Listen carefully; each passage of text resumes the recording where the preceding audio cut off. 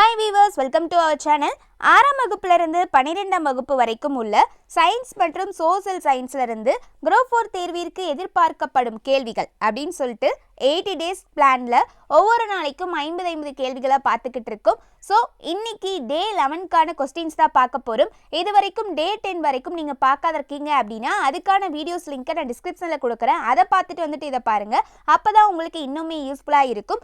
அதே போல் நம்மளுக்கு group 4க்கான exam date அப்படிங்கிறத அனௌன்ஸ் பண்ணிட்டாங்க இல்லையா, அந்த குரூப் 4க்கான ஃப்ரீ டெஸ்ட் பேட்ச் அப்படிங்கிறது போய்கிட்டு இருக்கு.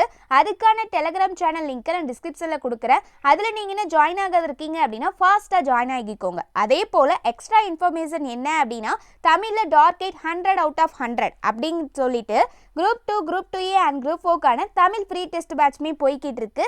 அதுக்கான டெலிகிராம் சேனல் லிங்க்கையும் நான் டிஸ்கிரிப்ஷனில் கொடுக்குறேன். வில்லிங்காக இருக்கவங்க ஃபாஸ்ட்டாக ஜாயின் ஆகிக்கோங்க.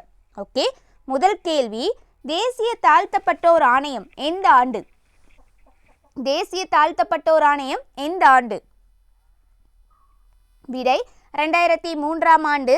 கேள்வி 2, மிக நீண்ட காலம் பிரதமராக இருந்தவர் யார்? மிக நீண்ட காலம் பிரதமராக இருந்தவர் யார்? விடை நேரு. கேள்வி 3, மூன்றடுக்கு பஞ்சாயத்து முறையை பரிந்துரைத்த கமிட்டி எது? மூன்றடுக்கு பஞ்சாயத்து முறையை பரிந்துரைத்த கமிட்டி எது? விடை பல்வந்த்ராய் மேத்தா கமிட்டி.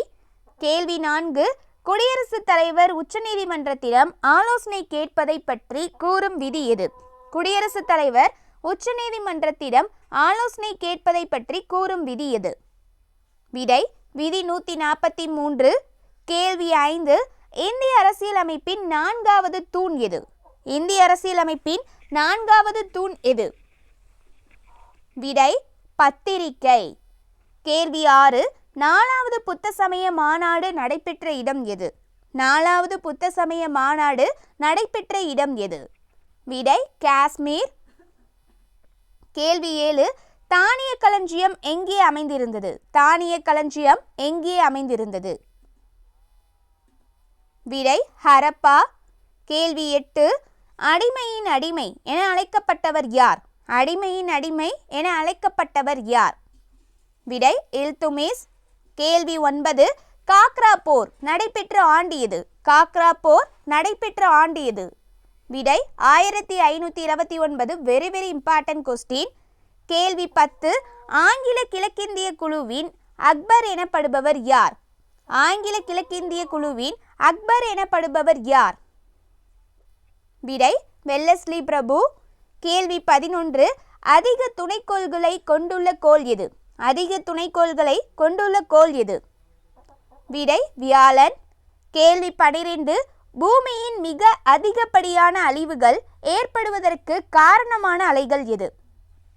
பூமியின் மிக அதிகப்படியான அழிவுகள் ஏற்படுவதற்கு காரணமான அலைகள் எது?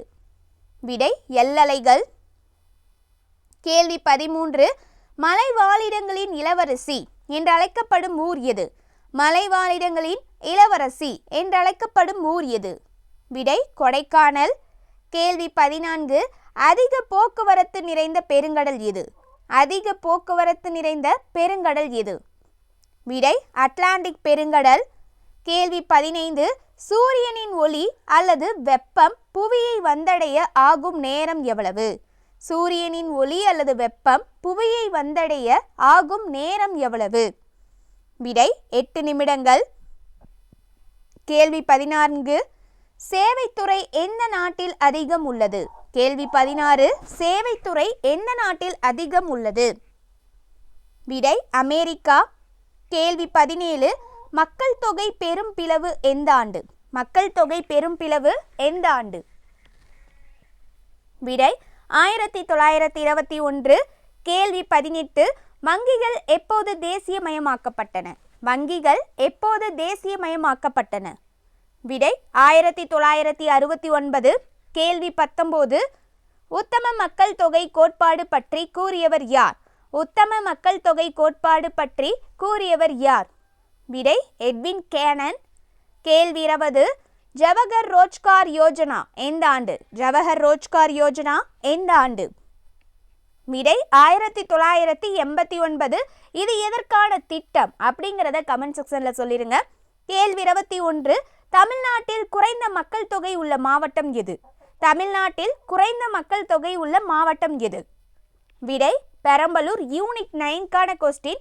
உங்களுக்கான கொஸ்டின், தமிழ்நாட்டில் அதிக மக்கள் தொகை உள்ள மாவட்டம் எது? கேள்வி 22, கிழக்கு தொடர்ச்சி மலைகளில் உயர்ந்த மலை எது? கிழக்கு தொடர்ச்சி மலைகளில் உயர்ந்த மலை எது? விடை சேர்வராயன் மலை. இந்த மலை எந்த பகுதியில் உள்ளது? இதுக்கான கரெக்டாக எக்ஸாக்டான லொக்கேஷன், அதாவது எந்த மாவட்டத்தில் உள்ளது அப்படிங்கிறத நீங்கள் கமெண்ட் செக்ஷனில் சொல்லிடுங்க. கேள்வி 23, வன உயிரின பாதுகாப்பு சட்டம் எந்த ஆண்டு? வன உயிரின பாதுகாப்பு சட்டம் எந்த ஆண்டு? விடை 1972. கேள்வி 24, தமிழ்நாட்டின் டெட்ராய்ட் எது? தமிழ்நாட்டின் டெட்ராய்ட் எது? விடை சென்னை. கேள்வி 25, நேரு விளையாட்டு அரங்கம் உள்ள மாவட்டம் எது? நேரு விளையாட்டு அரங்கம் உள்ள மாவட்டம் எது? விடை கோயம்புத்தூர். கேள்வி 26, இந்தியாவின் 27வது மாநிலம் எது? இந்தியாவின் 27வது மாநிலம் எது? விடை உத்தரகாண்ட். கேள்வி 27, ராஷ்டிரிய இந்திய ராணுவ கல்லூரி உள்ள இடம் எது? ராஷ்டிரிய இந்திய ராணுவ கல்லூரி உள்ள இடம் எது? விடை டேராடூன். கேள்வி 28, பொறுத்துக, மாநிலம் அதோட தலைநகர் கேட்டிருக்காங்க. அஸ்ஸாம், அருணாச்சல பிரதேசம், உத்தரகாண்ட், ஒடிசா கொடுத்துருக்காங்க. இப்போ மேட்ச் பண்ணிடலாமா? அஸ்ஸாம் அதுக்கான தலைநகர் திஸ்பூர், அருணாச்சல பிரதேசம் அதுக்கான தலைநகர் இடாநகர், உத்தரகாண்ட் அதுக்கான தலைநகர் வந்து பார்த்தீங்கன்னா டெராடூன், ஒடிசா இதுக்கான தலைநகர் புவனேஸ்வர்.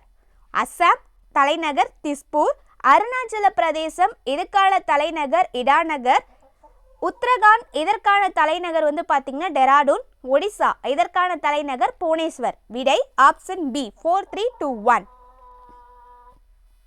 கேள்வி 29, 7 சகோதரிகள் எனப்படும் வடகிழக்கு மாநிலங்களில் ஒன்று எது?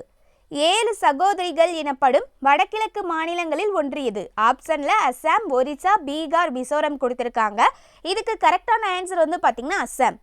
கேள்வி 30, மத்திய அரிசி ஆராய்ச்சி நிலையம் உள்ள இடம் எது? மத்திய அரிசி ஆராய்ச்சி நிலையம் உள்ள இடம் எது? விடை கட்டாக். கேள்வி 31, மலைத்துளிகள் கோள வடிவத்தை பெற காரணம் என்ன? மலைத்துளிகள் கோள வடிவத்தை பெற காரணம் என்ன? விடை பரப்பு இழுவிசை. கேள்வி 32, கோள்களின் இயக்கம் பற்றிய விதிகளை கூறியவர் யார்? கோள்களின் இயக்கம் பற்றிய விதிகளை கூறியவர் யார்? விடை கெப்லர். கேள்வி 33, வெரி இம்பார்ட்டன்ட் கொஸ்டின். ஒரு குதிரை திறன் என்பது எத்தனை வாட்? ஒரு குதிரை திறன் என்பது எத்தனை வாட்? விடை 746 வாட். கேள்வி 34, நீரின் தன்வெப்ப ஏற்பு திறன் எவ்வளவு? நீரின் தன்வெப்ப ஏற்பு திறன் எவ்வளவு? விடை 4180 J/kg இன்வர்ஸ் K இன்வர்ஸ். கேள்வி 35, கொழுப்பில் உள்ள அமிலம் எது? கொழுப்பில் உள்ள அமிலம் எது? விடை ஸ்டெயரிக் அமிலம். கேள்வி 36, வலிமை குறைந்த அமிலம் எது? வலிமை குறைந்த அமிலம் எது? விடை HCOOH. HCOOH அப்படின்னு இருக்கு இல்லையா, இதை என்ன அப்படின்னு சொல்லுவோம், அதாவது என்ன ஆசிட் சொல்லுவோம் அப்படின்னா ஃபார்மிக் அமிலம் அப்படின்னு சொல்லுவாங்க.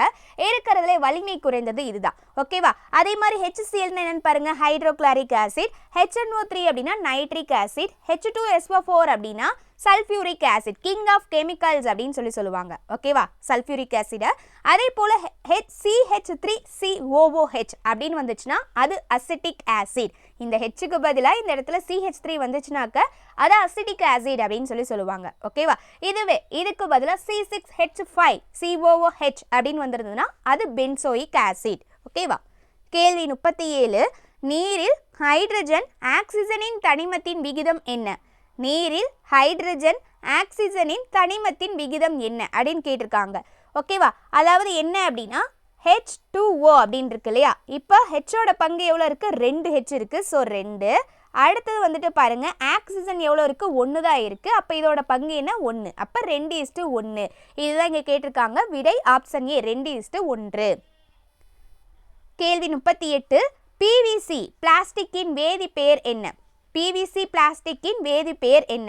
விடை பாலிவினைல் குளோரைடு. இது என்னன்னு சொல்லுவாங்கன்னா பிவிசி அப்படிங்கிறது பாலிவினைல் குளோரைடு அப்படின்னு சொல்லுவாங்க. ஓகேவா, அதை தான் இங்கே பிவிசி அப்படின்னு கொடுத்துருக்காங்க. நீங்கள் நிறைய கேள்விப்பட்டிருப்பீங்க, பிவிசி பைப்ஸு வீட்டிலலாம் யூஸ் பண்ணுறாங்க இல்லையா, பிவிசி பைப் அப்படின்னு சொல்லுவாங்க. அதுக்கான ஃபுல் இது வந்து பார்த்தீங்கன்னா இது one type of plastic, polyvinyl chloride அப்படின்னு சொல்லுவாங்க. கேள்வி 39, இந்தியாவில் நிலக்கரி எப்போது கண்டுபிடிக்கப்பட்டது? இந்தியாவில் நிலக்கரி எப்போது கண்டுபிடிக்கப்பட்டது? விடை 1774ஆம் ஆண்டு. கேள்வி 40, நவீன ஆவர்த்தன விதியை கூறியவர் யார்? நவீன ஆவர்த்தன விதியை கூறியவர் யார்? விடை மோஸ்லே. கேள்வி 41, மானஸ் வன உயிரின சரணாலயம் எங்குள்ளது?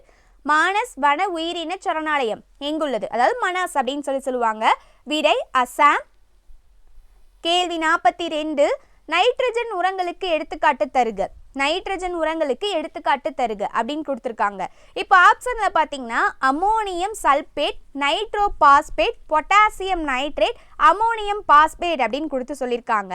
இதுக்கான கரெக்டான ஆன்சர் வந்து பார்த்தீங்கன்னா அமோனியம் சல்பேட், NH3SO4. இதுதான் இதுக்கான கரெக்டான ஆன்சர். ஓகேவா, இதுதான் நைட்ரஜன் உரங்களுக்கு எடுத்துக்காட்டாக சொல்லப்பட்டிருக்கு.